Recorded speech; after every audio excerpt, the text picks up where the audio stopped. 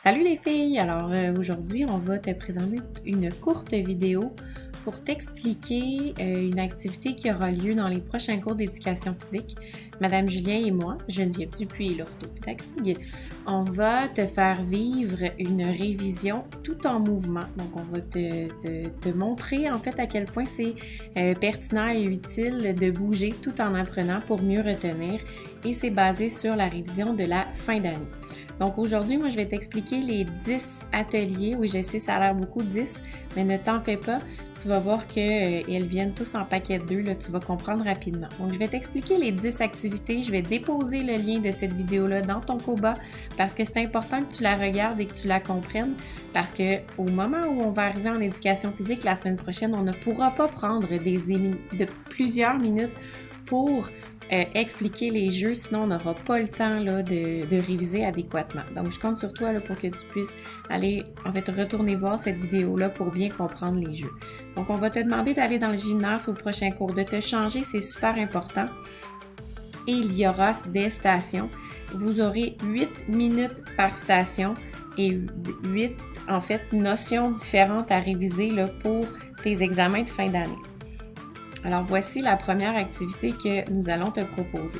Alors, on va commencer par un cours de français, donc pendant 1 heure. Donc, évidemment, là, tu vas te dépêcher le plus possible, t'habiller et aller au gym. La première activité, c'est sur les classes de mots. Donc, quand tu vas arriver dans le gym, tu vas voir l'affiche que tu vois en ce moment. L'activité est simple. Donc, tu vas être en équipe de 3. Les équipes seront faites rapidement. Tu vas voir, on va te montrer comment les faire. Là, c'est le hasard qui va décider comment les faire. Alors, première activité, tu vas prendre la phrase numéro 1. Évidemment, tu vas avoir des paquets. Tu vas très bien voir. Tu vas lire la phrase. Tu vas devoir identifier la classe de mots qui va être en blanc. Une fois que tu as reconnu ce mot-là, tu pars, tu fais le parcours physique. Tu arrives au bout de ton parcours, tu trouves l'étiquette sur laquelle il y a la classe de mots qui correspond à la réponse de la phrase que tu as lue. Tu le tournes, tu retiens la lettre derrière. Pardon, il y a une petite coquille.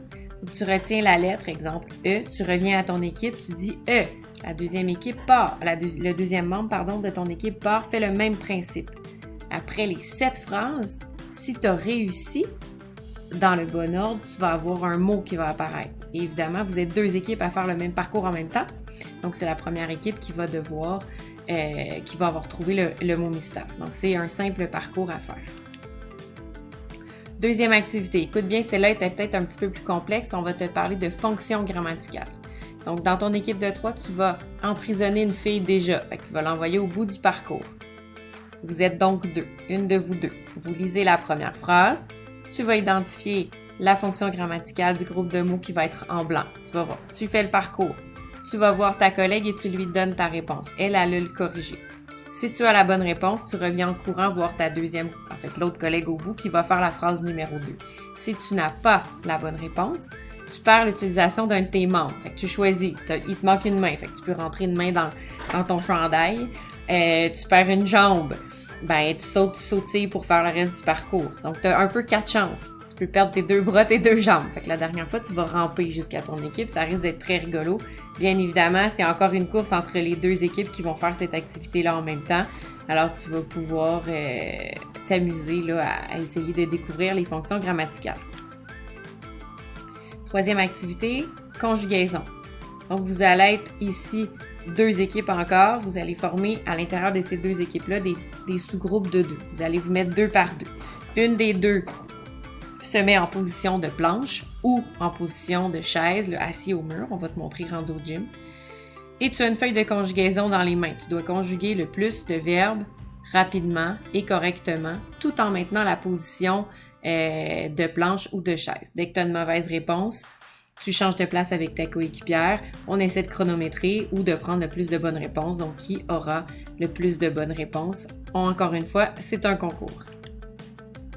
Participe passé. Pour celles qui me connaissent, on va jouer à Pépé Larcher version humain. Donc, vous allez avoir un ordinateur qui va être installé dans le gymnase. Vous allez avoir 4 quilles devant vous sur lesquelles vont être affichés masculin singulier, masculin pluriel, féminin singulier, féminin pluriel. Vous allez devoir activer le jeu Pépé Larcher sur Alloprof. Une phrase va être générée. Vous la lisez en équipe, vous trouvez la bonne conjugaison, vous devez faire tomber la bonne quille et ensuite vous vous corrigez avec le jeu. Vous devez avoir 10 bonnes réponses de suite et à bonne ici, il doit y avoir un S. J'apprends en bougeant les prépositions. Vous allez écouter sur YouTube. Encore une fois, on vous fournit un ordinateur. On vous donne un lien. Vous allez devoir apprendre la chanson des prépositions et vous devez la présenter soit à Madame Julien, soit à moi après 8 minutes. Donc, vous devez faire un rap, une danse, une chorégraphie. Bref, vous vous amusez, vous utilisez votre créativité, mais vous devez retenir le plus de prépositions possible de cette chanson-là. Maths. Même principe, tu vas voir. Sauf que là, pour le cours de maths, on va te le dire, il va falloir que tu apportes un crayon. Parce qu'évidemment, des fois, c'est plus facile de faire quelques calculs.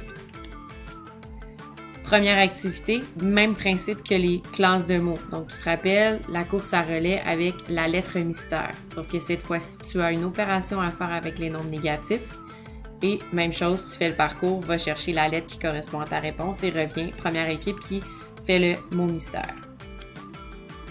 Tu apprends les critères de divisibilité. On va te fournir les critères de divisibilité. Même principe que l'activité des prépositions. Tu as 8 minutes pour apprendre le plus de critères. Tu peux danser, chanter, rapper, giguer, peu importe. Tu nous présentes ça dans 8 minutes. Tu dois retenir le plus de ces critères-là.